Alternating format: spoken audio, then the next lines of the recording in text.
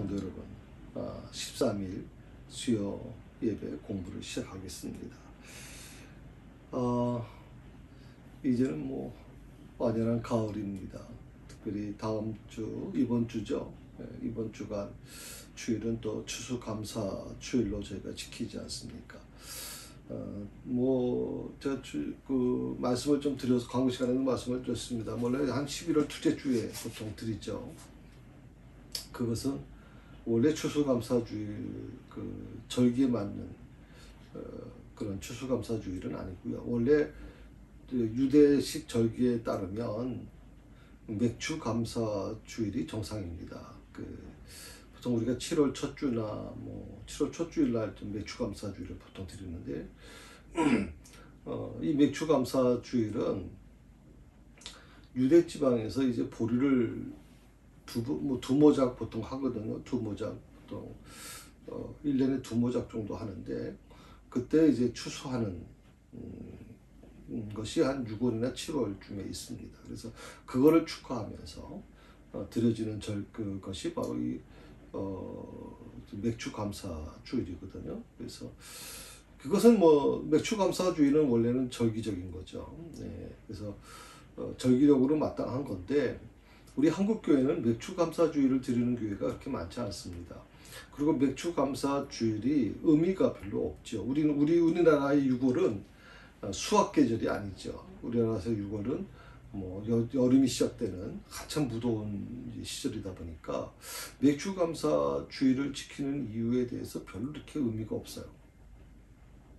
또 7월 달에 또 수련회가 있고 이러다 보니까 그 의미를 찾지 못하고 있는 건 사실입니다. 그러다 보니까 지금 한국교회가 이 추수감사주일을 지키는 11월 둘째 주일 정도 셋째 주에 지키는 이유는 뭐냐면 이것은 바로 미국식 그 감사절입니다. 그래서 이것이 바로 연결되는 거죠. 계속 그 성탄절까지 연결되는. 그래서 대목 미국 같은 경우 특별 그런 어떤 할인 행사도 하고 하여튼 성탄절까지 한 2달간 그야말로 축제 분위기로 진행되거든요. 그런 의미에 끼어 있는 게 바로 이 추수감사주일입니다. 사실 저는 안타까운 것은 추수감사주일 그 흐름에 여러분 요즘에 그 백화점 같은 데서 보셨을 겁니다. 무슨 이상하게 그게 무슨 데이라 그런지 제가 별로 이렇게 좋아하지 않아서 관심을 안 뒀는데 그런 것이 있죠. 귀신 탈수군 있는 거 호박 깎아가지고 거기 호박 귀신 들어있는 것들 이런 것들을 좀 판매하는 거기에 열광하는 것들 많이 있습니다. 그래서 저는 사실 11월 둘째 주나 셋째 주는요, 또 우리 한국에는 한창 겨울을 맞이하는 초기라, 거기, 그때 무슨 추수하는 게 없어요. 과일도 10월이면 거의 끝나고. 그래서 이게 무슨 의미가 있는가 저는 고민하다가, 10월 달로 하는 게 좋겠다. 추석 바로 다음 주나 그 다음 주, 보통 한 2, 3주 텀을 두고 하면, 성도들의 마음도 추석과 같이 연계돼서 더 추수감사절의 의미를 깨우치지 않겠나. 그래서 저희 교회는 과감하게 맥추감사주일을 안 지킵니다. 안 지키고 추수감사주일을 맥추감사주일처럼 특별하게 저희가 지키죠. 특별히 저희 교회 재직회에서 정말 큰 결의를 해줬습니다. 이 추수감사주일 헌금은 1년 11조를 매달 드리는데 이것이 1년 동안 모아진 것에 10분의 1을 나눠서 그것을 추수감사주일 헌금으로 드린다. 그렇게 결의를 했었습니다. 지금까지 그게 사실 지켜져 오고 있고요. 저는 그게 어떻게 보면 기적과 같다고 생각하는 거죠. 사실 다들 어렵지 않습니까? 다들 우리 청안리에 사시는 분들 다 힘든 분들입니다. 다 어려운 분들인데 그런 분들이 정말 주님을 위해서 교회를 위해서 이렇게 헌금을 하는 모습 보면 너무나도 사실 감격스럽고 존경스럽기도 합니다. 자, 지난 주일날 우리가 계속 요한복음 20장 24절에서 29절에 있는 말씀을 계속 여러분과 같이 나누면서 24절에서 29절의 말씀의 중심이 뭐냐면 바로 이 도마라는 제자에 대한 부분이죠. 그래서 여러분 그 성경에도 보면 그 바로 위에 제목이 나오는데 도마가 의심하다라고 이렇게 타이틀이 나와요. 도마가 의심하다. 빨간 글씨로 제 성경에는 그렇게 적혀 있어요. 도마가 의심하다. 한번 여러분 성경을 보세요. 그렇게 적혀 있는지. 도마가 의심하다. 자, 지난 주일에 있는 부분을 공부한 걸 조금 복습하면 제가 마무리할 때 이렇게 말씀을 드렸죠. 도마가 주여 주께서 어디로 가시는지 우리가 알지 못하거늘 그 길을 어찌 알겠사옵나이까 14장 5절에 있는 질문을 하게 되죠. 자, 그때 예수님께서 이렇게 말씀합니다. 내가 곧 길이요 진리요 생명이니 나로 말미암지 않고는 아버지께로 올 자가 없느니라 6절에 있는 말씀으로 화답하시거든요. 자, 도마는 질문하고 그 길을 어찌 알겠습니까? 질문을 하고 6절에서는 14장 6절에서는 놀랍게도 예수님께서 대답을 해주시는 거예요. 내가 곧 길이요 진리요 생명이야. 그러니까 내가 곧 길이야. 그 길을 어찌 알겠습니까? 내가 곧 길이야. 그리고 내가 진리고 내가 생명이야. 나로 말미암지 않고는 하나님 아버지께로 갈 수가 없어. 이렇게 분명히 대답을 해주시는 거예요. 물었기 때문에 이 대답이 나올 수 있었다 말씀을 제가 들었죠. 모르는 것을 모른다고 말하는 용기, 이해되지 않는 것을 이해되지 않는다고 말할 수 있는 용기, 이것이 바로 도마예요. 그러니까 도마가 의심하다라고 하는 이 타이틀은 조금 저는 좀 거부감이 일어나요. 도마는 의심한 것이 아니라 의문을 갖게 됐었죠.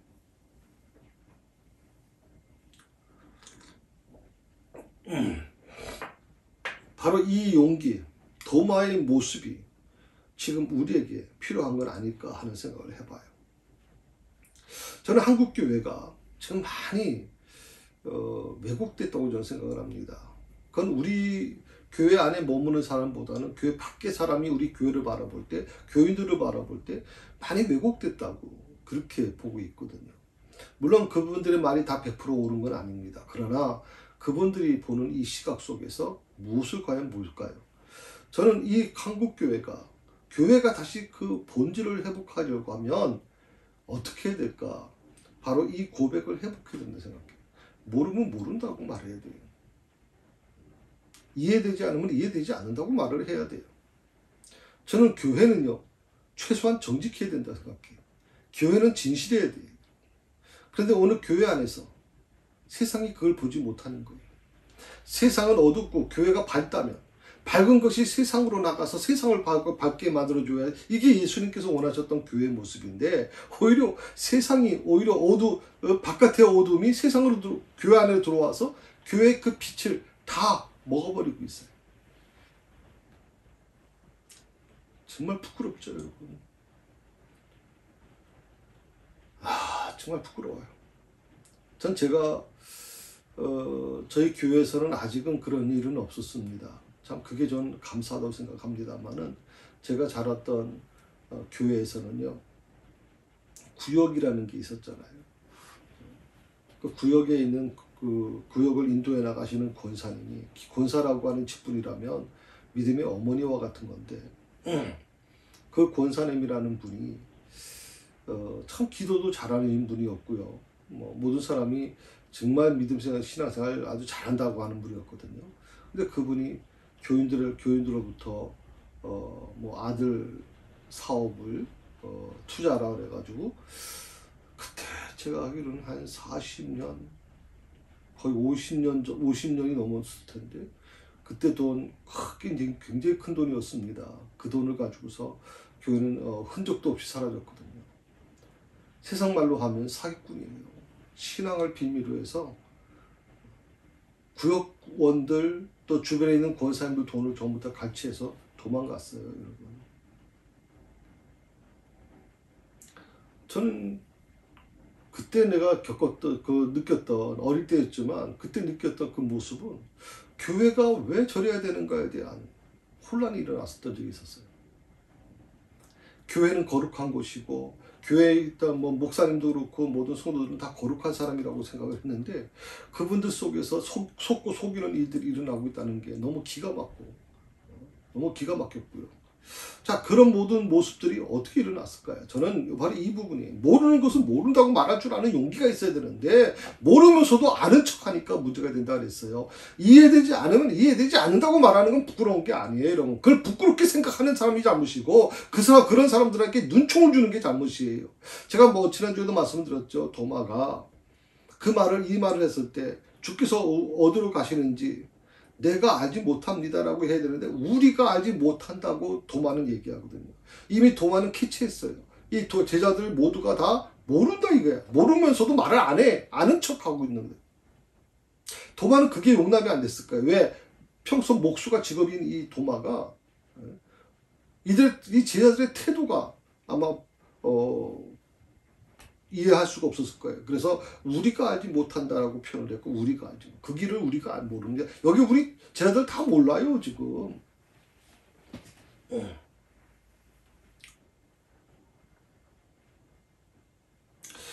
우리말로 이런 말이 있어요. 우리 지금까지 그런 말 많이 듣고 우리가 신앙생활 왔을 겁니다. 몰라도 무조건 덮어놓고 믿으라. 몰라도 무조건 덮어놓고 믿으라. 그래서 우리 한국교회 교인들은요, 덮어놓고 믿는 사람들이 많아요. 덮어놓고. 아, 나 참 이거 너무 마음이 아픈데, 목사로 정말 마음이 아파요. 제가 하나님 앞에 갔을 때, 정말 하나님이 이거, 너 대체 뭘 가르친 거야? 내게 맡겨준 양들에게 뭘 가르친 거야, 대체? 이렇게 말을 하면, 전 정말 하나님 앞에 말할 게 없을 것 같아요. 말할 게 없을 것 같아요. 저 지금까지 여러분에게 덮어놓고 믿으라고 말한 적 없어요, 여러분. 몰라도 무조건 덮어놓고 믿으라? 저 이거 지금 한국교회를 망가뜨리는 일이라고 생각을 하거든요, 이거 지금. 이런 목사들이 있다면, 이 목사들 문제가 많은 사람이에요, 지금. 어떻게 덮어놓고 믿으라고 말을 해요? 알고 믿어야 돼요. 알고. 덮어놓고 믿는 게 아니라 알고 믿어야 돼요. 그게 올바른 신앙이라고 저는 생각합니다. 우리 한국교회 성도들이 특히 교회 중직자들 한번 보세요, 여러분. 저희 교회는요, 그래도 참 정직한 분들입니다. 제가 우리 권사님들 은퇴식이 저희 없잖아요. 그 은퇴식이 없다 보니까 뭐 70대 후반, 80대 있는 분들이 막 현직에서 일을 하고 계시잖아요. 근데 그분들을 가만히 보다 보면 정말 정직합니다. 진실합니다. 저 목사인 제가 그분들에게 고개를 숙일 정도입니다. 우리 한국교회 성도들의 가장 큰 문제점이 뭐냐면 위선적인 겁니다. 겉과 속이 다른 겁니다. 앞에서는 막 허허 웃지만 속에서는 비수를 갖고서 언제 그 비수를 꽂을까 그 생각만 하고 있다면 그게 무슨 사랑이고 그게 무슨 교회 신앙의 모습일까요? 자, 덮어놓고 믿다 보니까 어떻게 돼요? 말씀을 너무 몰라요. 우리 한국교회 교인들처럼 성경 많이 갖고 있는 사람도 없을 거고요. 요즘은 코로나 때 성경도 잘 안 갖고 다니죠. 저희 교회는 제가 원래 찬송가는 절대 이 PPT를 올리지 말라고 제가 지시 내렸었는데 코로나 때문에 성경책을 제공하지 말라고 하는 그런 지침이 있었습니다. 그래서 왜냐하면 여러 사람이 만지다 보면 이제 감염 위험이 있기 때문에 그래서 다 이제 그 방송실에 치워놨는데 그러다 보니까 어쩔 수 없이 제가 PPT로 찬송가도 지금 오픈하고 있습니다만은 사실 성경 찬송 갖고 다니셔야 되죠. 주일날만큼은 성경 찬송 갖고 다니셔야 돼요.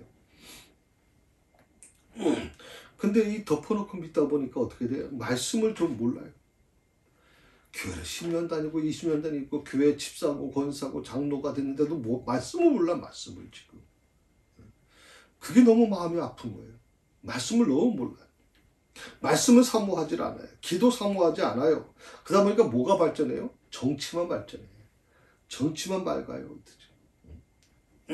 다른 사람들 소식들 다른 사람들의 소문들에 대해서 왜 이렇게 관심들이 많고 그런 정보들을 왜 이렇게 모으는지 모르겠어요.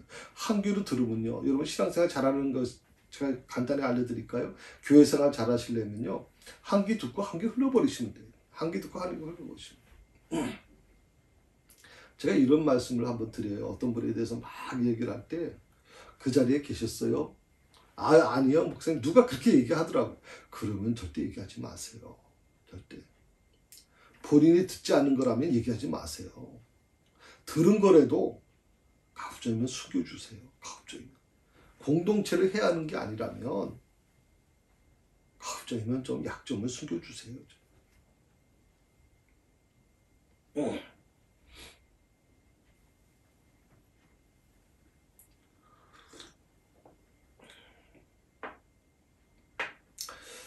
사실 어떻게 보면 결정적으로 도마가 부활하신 예수님께서 제 아들을 찾아오셨을 때, 첫 번째 찾아오셨을 때 그 현장에 없었던 이유가 있었죠.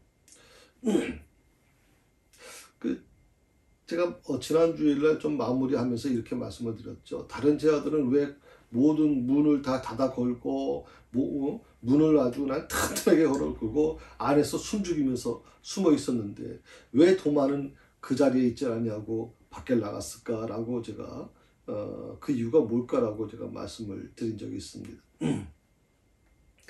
아마 제가 도마가 제자들이 다 함께 모여있던 자리를 잠시 떠날 수밖에 없었던 이유가 있었을 것이다. 물론 거기에는 도마의 어떤 이 대담함도 있었겠죠.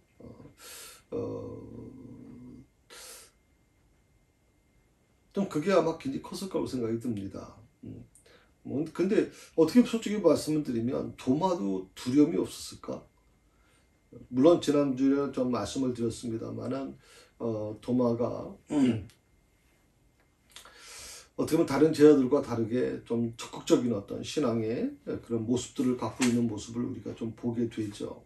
오늘 좀 더 설명드리겠습니다만은 자 그러나 그 자리를 떠날 수밖에 없었던 이유가 분명히 있을 것이다. 그 이유가 뭐냐? 그건 도마가 제자들 앞에서 했던 말 때문에 그런 것이다. 도마가 제자들 앞에서 한 말, 그 말이 뭘까요?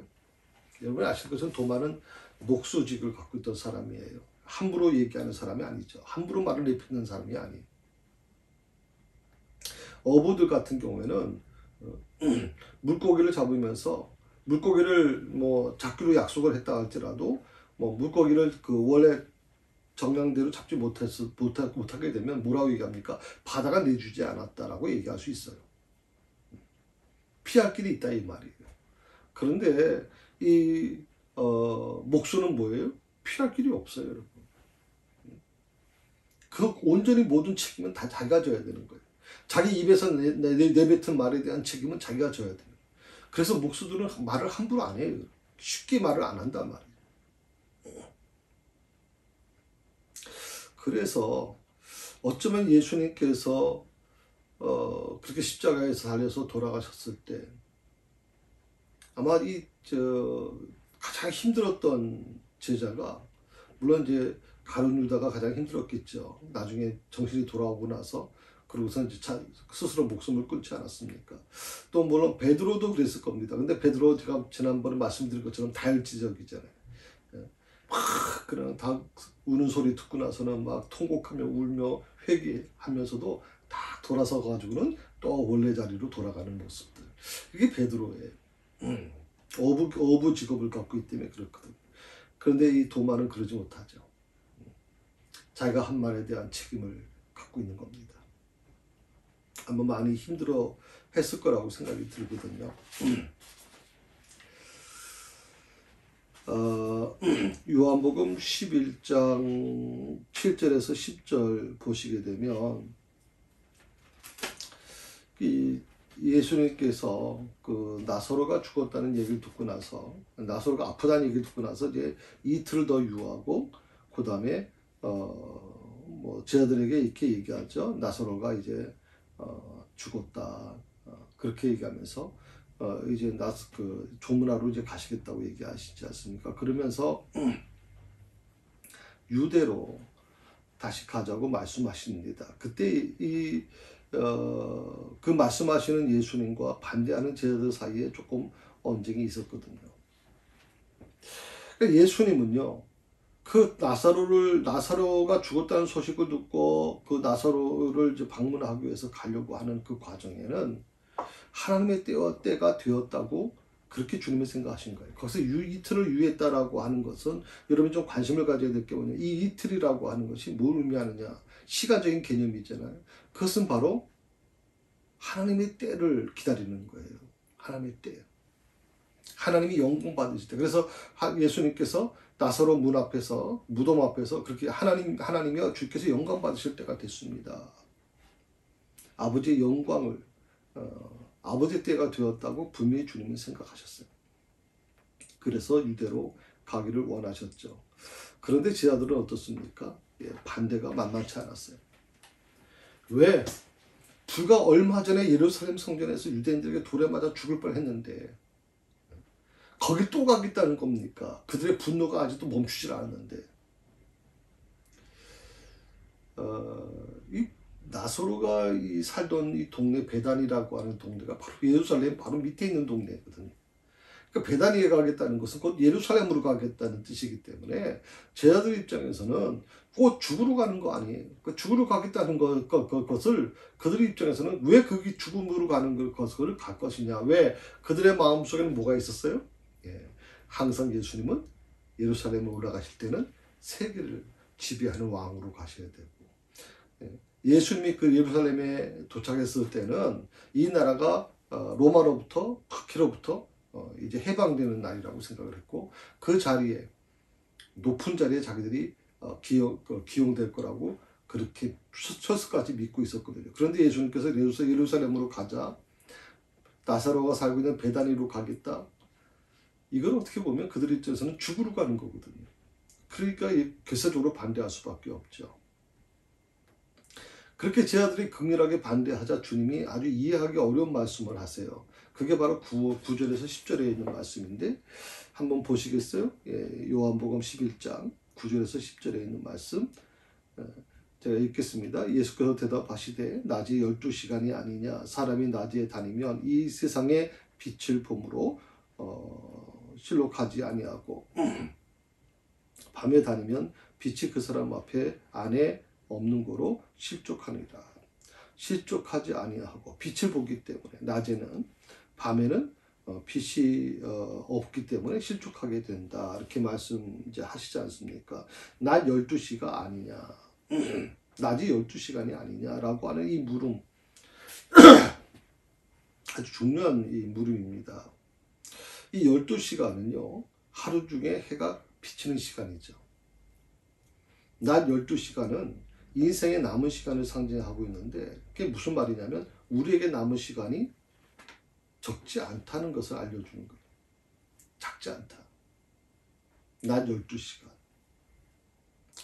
그러니까 그러나 헛되게 낭비해도 될 만큼은 충분하지 않는 시간이라는 것이죠. 그래서 낮 12시간은 세월을 아껴서 일할 시간이라 그렇게 우리가 해석할 수가 있습니다.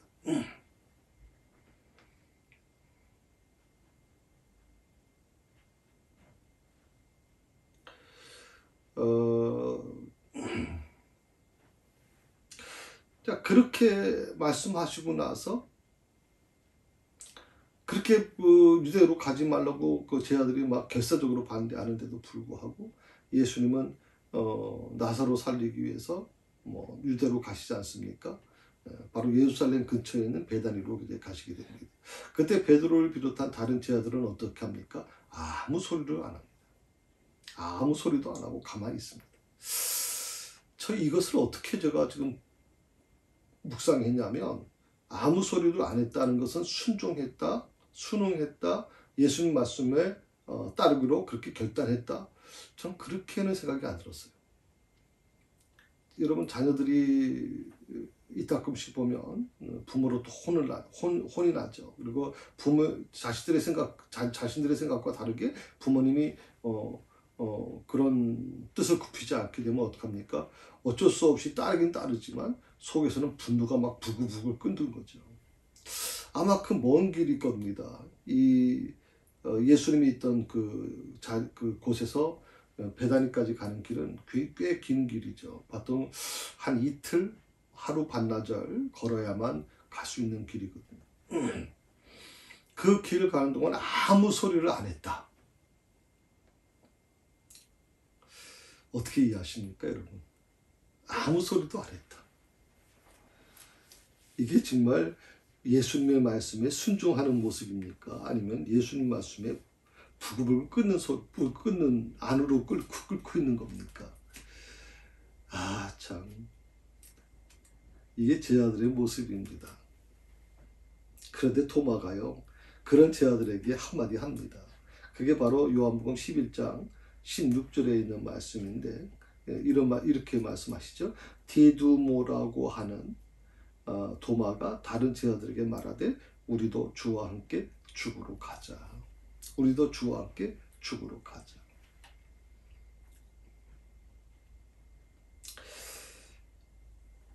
그러면 이 우리도 주와 함께 죽으러 가자고는 이 도마의 이 말을 이해할 수 있겠어요? 이게 어떤 말씀인지 아시겠어요, 여러분? 주님은요, 분명히 제자들에게 예루살렘으로 다시 가야만 하는 이 이유, 그리고 이틀 동안 지체하신 이유가 뭔지에 대해서 분명히 말씀하셨어요. 그런데 이 예수님의 말씀을 제일 먼저 깨달은 제자가 누구냐 하는 거예요. 예수님의 말씀을 제일 먼저 깨달은 제자. 놀랍게도 베드로가 아니라 바로 도마예요. 예수님이 하신 말씀을, 예수님이 왜 예루살렘으로 가셔야만 하는지, 왜 나사로 살리기 위해서 베다니로 가셔야만 했는지, 뻔히 거기가 죽으러 갈 수밖에 없는 것을 알면서도 왜 그 길을 가시려고 하는지, 다른 제자들은 그 이유를 잘 모르고 오히려 예수님의 그 태도에 대해서 속으로만 꿍 하고 있었는데, 도마는 오히려 예수님이 하신 말씀을 먼저 깨달았어요. 도마가 다른 제자들에게 말합니다. 우리도 주와 함께 죽으러 가자. 그러니까 도마는 예루살렘으로 가는 것이, 나사로가 있는 베다니로 가는 것이 나사로를 살리기 위해서 가시는 것도 있겠지만, 그것은 곧 예수님이 죽으러 가는 길임을 직감적으로 알았다는 거예요. 직감적으로 알았다는 거죠. 예수님이 예루살렘으로 올라가는 것은 죽으러 가는 것이라는 것. 지금 도마는요, 바로 이 사실을 제자들과 공유하고 싶은 거예요. 너희들, 예수님이 그 예루살렘 올라가는 것은 예루살렘을 해방시키려고 하는 게 아니야. 예수님 지금 죽으러 가시려고 하는 거야. 하나님의 뜻을 위해서, 뜻을 이루시기 위해서 예수님은 죽으러 가시려고 그래, 예루살렘으로.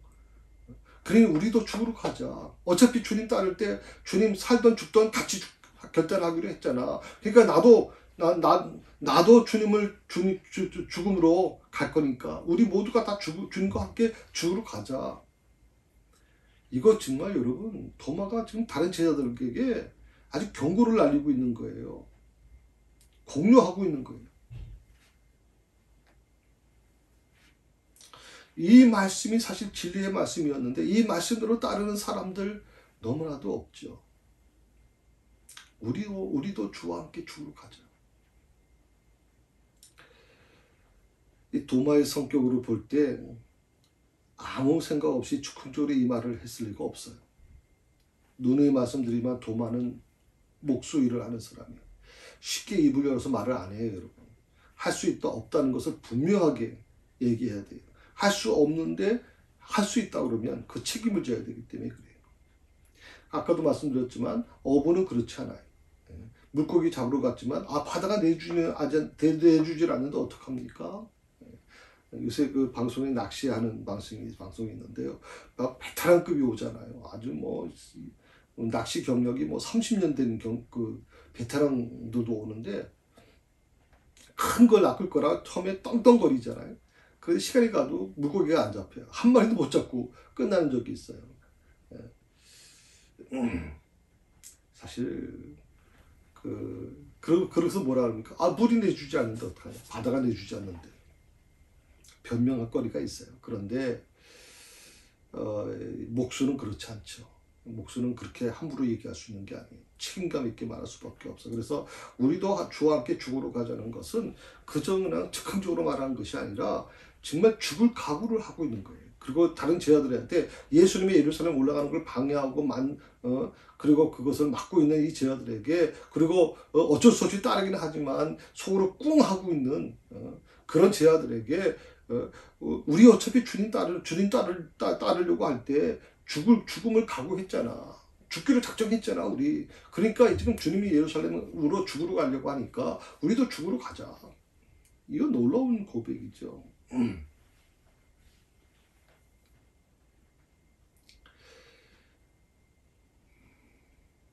그런데 놀랍게도 예수님께서요, 도마가 생각했던 대로 예루살렘에서 죽으셨어요.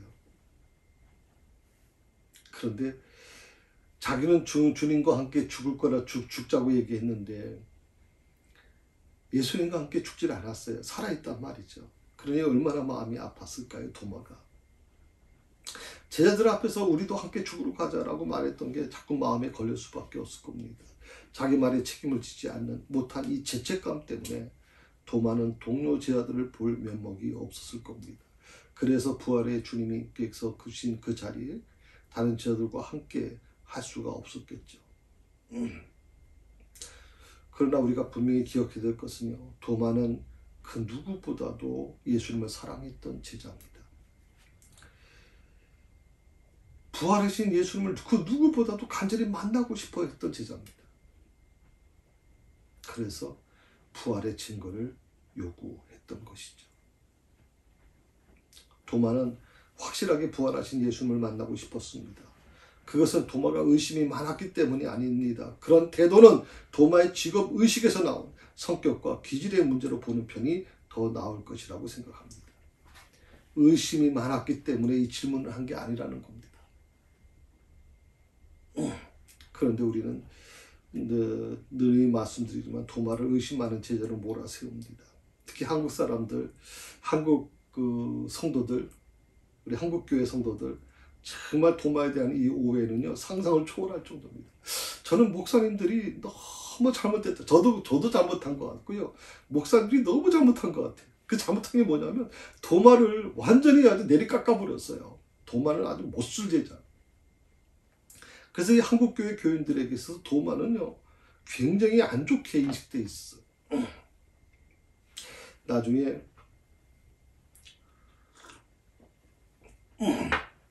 우리가 천국에 가서 도마를 만나게 되면 도마가 우리 한국교회 교인들에게 이렇게 따질 것 같아요. 이건 제가 어느 인터넷에서 봤던 내용이니까 그렇게 좀 이해해 주세요. 제가 갑자기 계시를 받은 게 아니고, 왜 한국교회 교인들은 나를 의심하는 제자라고 몰아붙이시는 겁니까? 그렇게 물었을 것 같아요. 왜 한국교회 교인들은 나를 의심하는 제자라고 몰아붙이시는 겁니까? 여기서 가장 중요한 게 뭐냐면, 제가 조금 설명을 드리고 싶은 게 의심과 편견에 대한 문제를 조금 접근하려고 합니다. 이 편견이라고 하는 것이 머릿속에 너무 오랫동안 각인되어 오는 거죠. 특히 도마에 대한 이 인식이 안 좋다 보니까 우리는 그렇게 이미 모든 것을 결정 내리고 그렇게 판단을 내리는 겁니다. 그래서 제가 늘 여러분에게 말씀드리겠죠. 신앙생활을 제대로 하려면 판단하지 마라. 판단하는 것을 하나님께 맡겨라. 그러면 신앙생활 제대로 할 수 있다. 특히 여러분 교회에서 중요한 직분을 감당하시는 분들, 중요한 사역을 감당하시는 분들, 반드시 이것을 여러분 기억하셔야 됩니다. 판단 함부로 하지 마십시오. 판단하는 것, 그 판단함으로 인해서 어떻게 주님은 뭐라 그랬어요? 그 판단으로 인해서 내가 판단을 받을 것이라고 그랬거든요. 내가 판단을. 그 때문에 판단을 하나님께 맡겨야지 판단을 함부로 우리가 해서는 안 된다 하는 겁니다. 그 판단을 하는 것은 심판하는 것이기 때문에 결국 하나님이 되려고 하는 교만이 그 안에 싹트게 된다.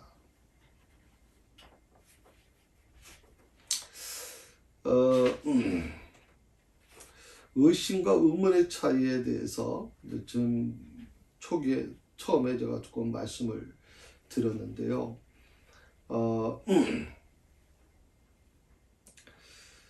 사실 물론 뭐 이 의심에 대한 부분과 의문에 대한 부분을 분리시켜서 가르쳐 주질 않고 의문조차 품지 못하게 하는, 그래서 의문을 갖게 되면 의심하는 것으로 몰아간 이런 것들이 어떻게 보면 뭐 정말 아무 생각하지 않고 그냥 뭐 교회에서 하라는 대로, 목사가 하라는 대로 그렇게 순종적인 신앙인의 모습으로 따라온 것은 사실이고요.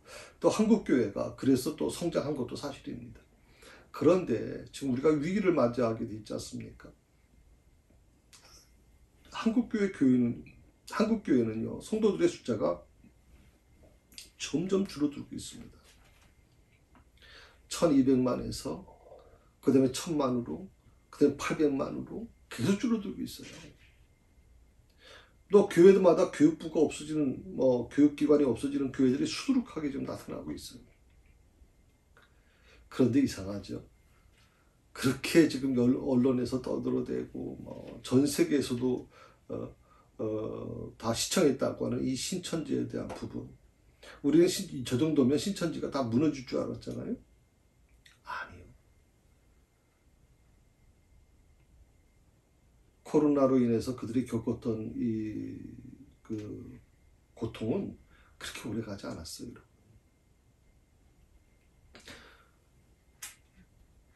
놀랍게도 그 신천지로 빠져들어가는 그 젊은이들은요, 교회 안 다니는 아이들이 아니에요, 여러분.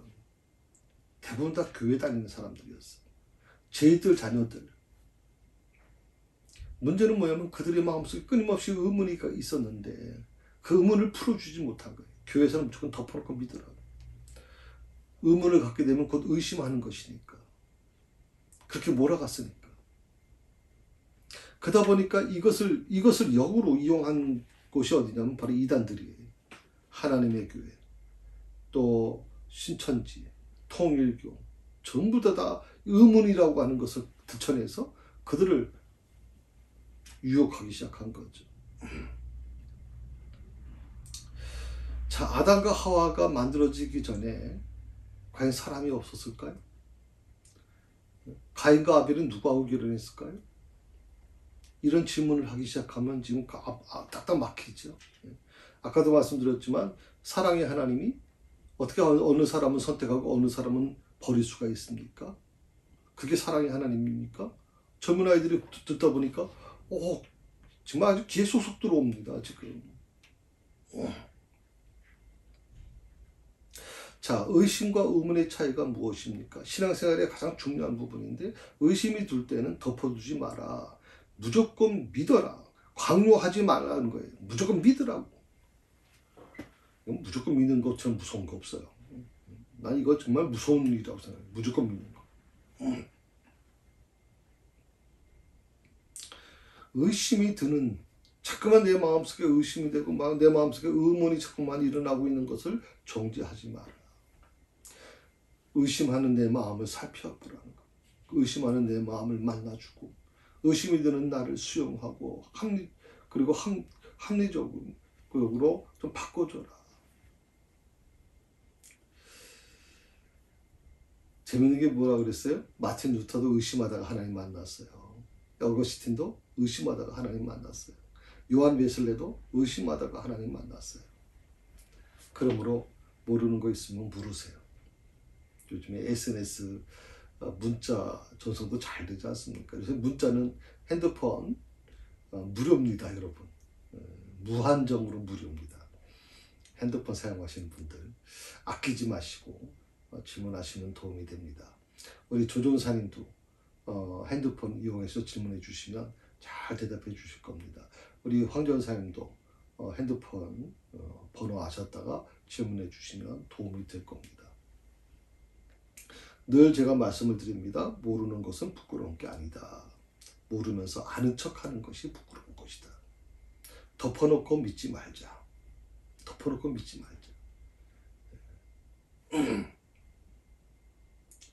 아셔야 돼요. 알고 믿어야 돼요. 모르고 믿어서는 안 된다고 생각합니다.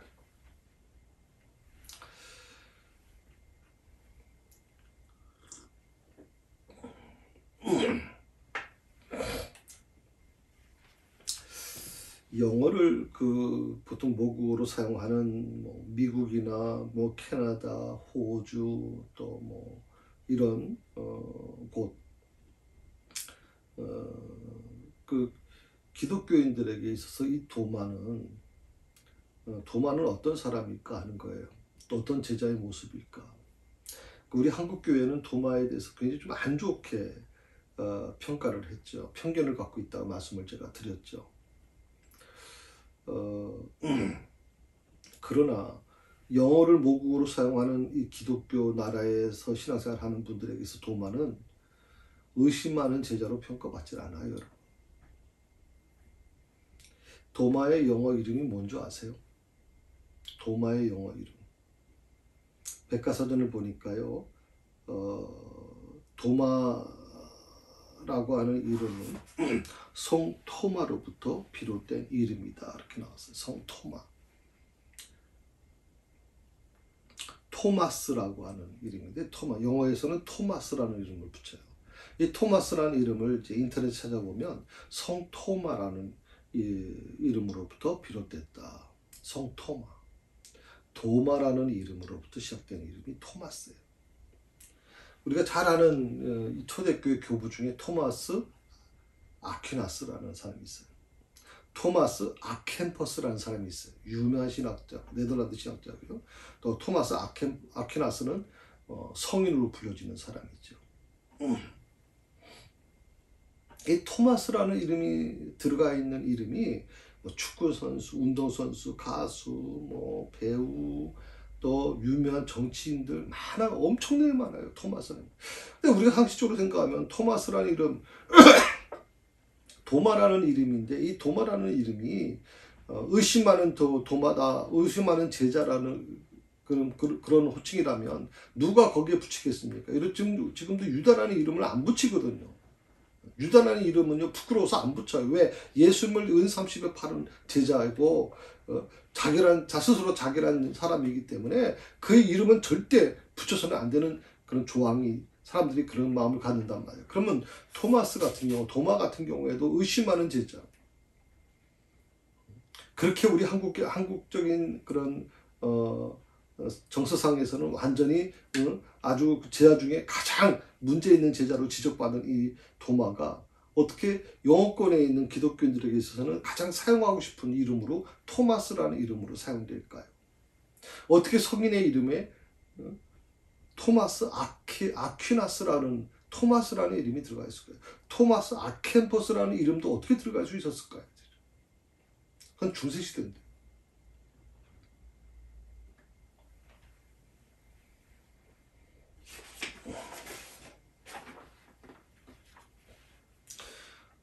어떻게 보면 우리가 이 도마에 대한 백과사전의 그 설명을 보면서 우리 한국교회 교인들이 얼마나 이 도마에 대해 오해하고 있었는지를 쉽게 알 수가 있어요.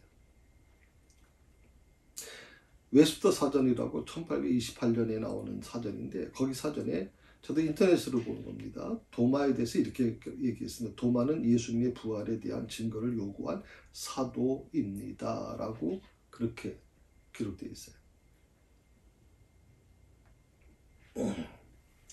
도마를 쉽게 의심하는 제자라고 말할 수 없는 이유가 바로 오늘 본문에 나오는데요.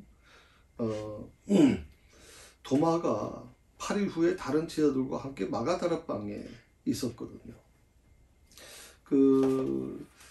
여러분들 보게 되면 26절에 보게 되면 여드레가 지나서 다시 집 안에 있을 때 도마도 함께 있고 라고 얘기했거든요. 26절에 말씀해 보면 그건 어떻게 보면 첫 번째 그 제자들이 말하는 거에 대해서 그 도마가 반문을 하죠. 난 내가 직접 봐야 되겠다. 내가 직접 만져봐야 되겠다라고 얘기하죠.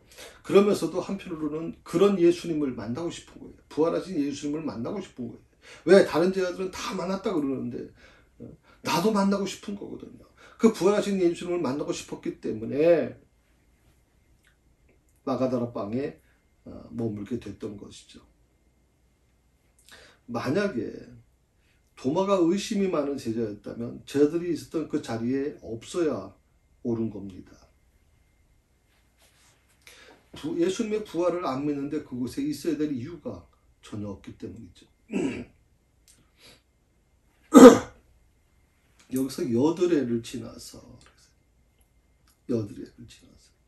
8일 가까이를 그 집안에 같이 있었다는 거예요. 예수님이 언제 오실지 아무도 모르잖아요. 이미 한번 왔다 가셨는데.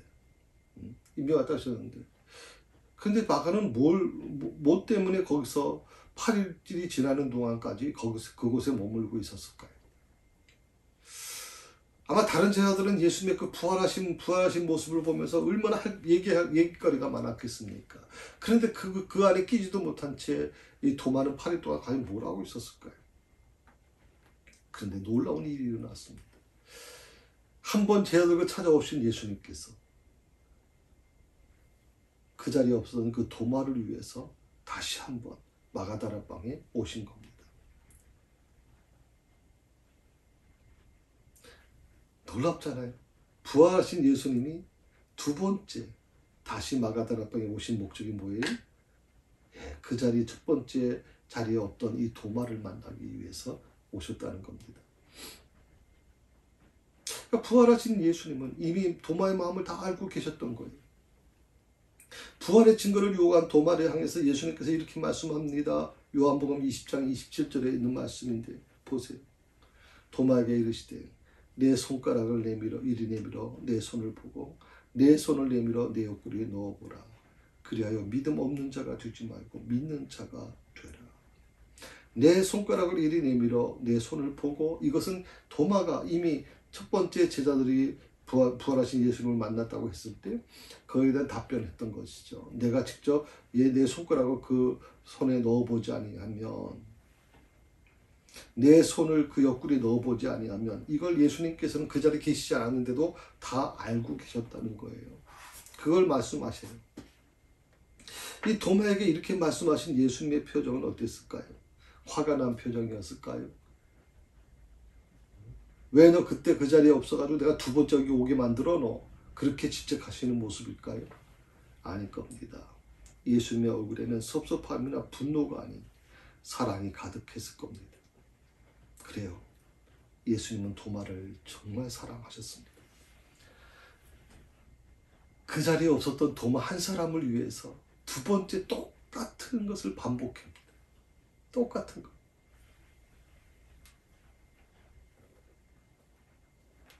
(26절) 마지막 부분에 이렇게 나오죠. 가운데 서서 이르시되 너에게 평강이 있을지어다. 그리고 24절도 똑같이 했잖아요. 25절 뭐 위에서도 쭉 보면 나오는 얘기 아닙니까? 평강이 있으라, 평강이 있으라.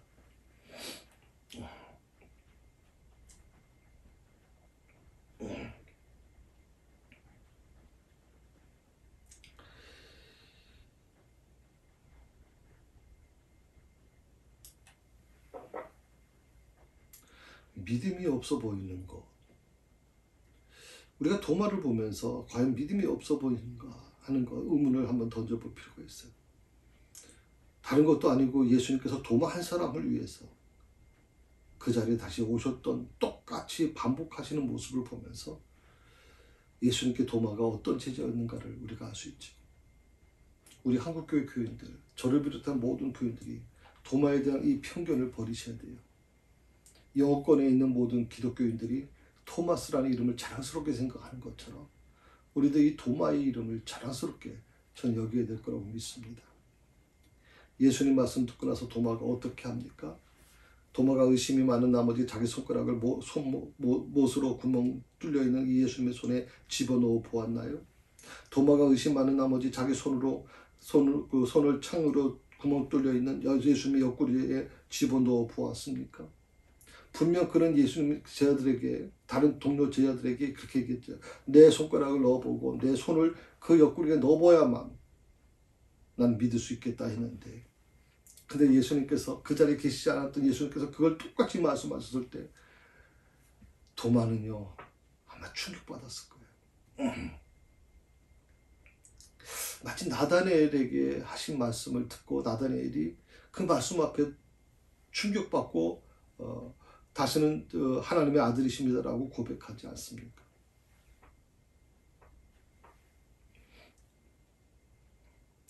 도마는 자기 손을 예수님 옆구리에 넣지 않습니다. 손가락으로 그 예수님의 손에 집어넣어 보지도 않습니다. 그럴 필요가 전혀 없었던 거죠. 왜냐하면 도마는 자신 앞에 계신 분이 부활하신 예수님이라는 사실을 이미 알고 있었던 것이죠.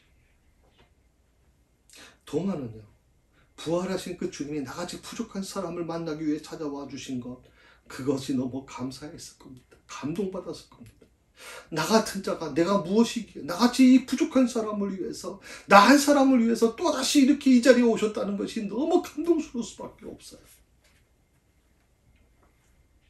내 말에 책임져지지 못한 죄인인데, 주님 십자가에 달렸을 때 내가 주님과 함께 같이 죽었어야 되는데 그러지도 못하고 난 도망간 죄인인데, 그런 자신을 찾아와 주신 예수님, 도마가 얼마나 고마웠을까요? 정말 고마웠을 거라고 생각합니다.